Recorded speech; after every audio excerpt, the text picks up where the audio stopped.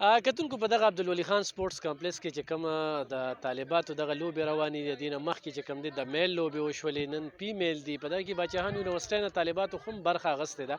د هغوی سره څو خبرې اترې کوو او دلته کې د زنانو کې ډېر زیات ټیلنټ شته دی چې په دغه ګراوند باندې کله د هغوی دغه لوبې وکتلی شي. خو بدمرغي دا ده چې زموږ د پښتنه معاشره داسې ده چې دلته کې هر څه ته خو یو موږ ډېر په تت نظر باندې ګورو، بل دغه زنانه چې کوم دی موږ لوبو ته نه پرېږدو. نو د دوی په دغه یونیورسټۍ کې دننه د لوبو دپاره وي سي پروفیسر بشیر احمد صاحب څومره توجه ورکوي او دوی مستقبل د زنانو څه ویني، څه به وایې په دې موقع باندې خپله پیژنګلو؟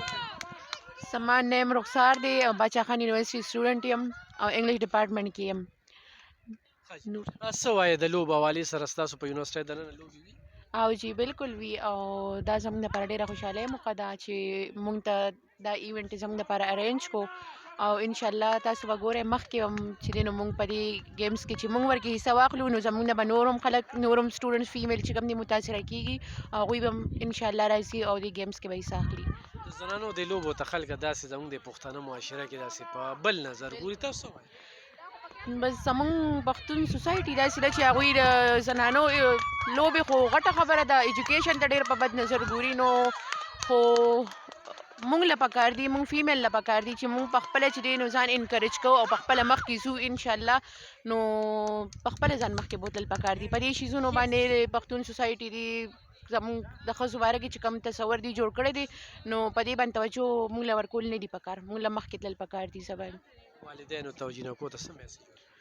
والدینو ته او جینکو ته دا ویل غواړم چې روزئ له کورونو نه روزئ، بهر راشئ او په دې سپورټس کې چې دی حصه واخلئ او مخکې لاړ شئ. دا زموږ پاکستان پروموټ کول دي، دا زموږ د ملک دپاره دی. نو راشئ او خپل ملک، خپل کلچر، خپل سوسایټي چې دی دا پروموټ کړئ. تاسو هم د باچا خان یونیورسټۍ سره تعلق ساتئ، خو چېرې تاسو له موقع درکړي شي نو مخکې څومره پورې تللی شئ؟ زم د باچا خان یونیورسټي سټوډنټ یم، سید عبیره سهیل مې نیم دی، بی ایس انګلیش کې یم.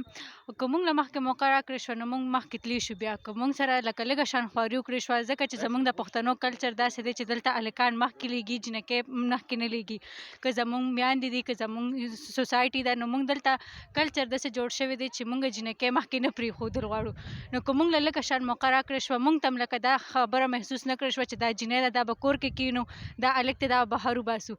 دلته که دا کنسپټ ختم کړی شو نو موږ هم مخکې تللی شو، موږ هم انټرنیشنل سطح باندې تللی شو. موږ سره ډېر مثالونه پراته دي چې موږ انټرنیشنل سطح باندې مخکې څومره پاکستان نه ګرلز تللي دي. نو زه پاکستان یې شو کړی دی چې پاکستان کې ډېر زیات ټیلنټ موجود دی. ډېر زیات ټیلنټ موجود دی. کتونکو خو چېرې دغه زنانو ته توجه ورکړی شي دا ښه ده. زموږ د چارسده کې یونیورسټي شته دی او د دغه یونیورسټۍ طالبات په دغه سرګرمو کې ډېره پوره دلچسپي اخلي، خو دوی ته مواقع ورکول پکار دي. دغه شانتې زموږ د چارسدي د سکولونو طالبات چې کوم دي هغه موږ وکتې، بیا د نجي سکولونو طالبات یې موږ وکتې. نو د نجي سکولونو ته لږ پرمختګ زیات و. ولې ته زیات و؟ چې هغوی ته توجه ډېره زیاته وه. نو پکار دی چې سرکاري سکولونو ته هم توجه ورکړی شي نو ډېره ښه به وي. مخکې به ځو، زموږ سره اوسئ.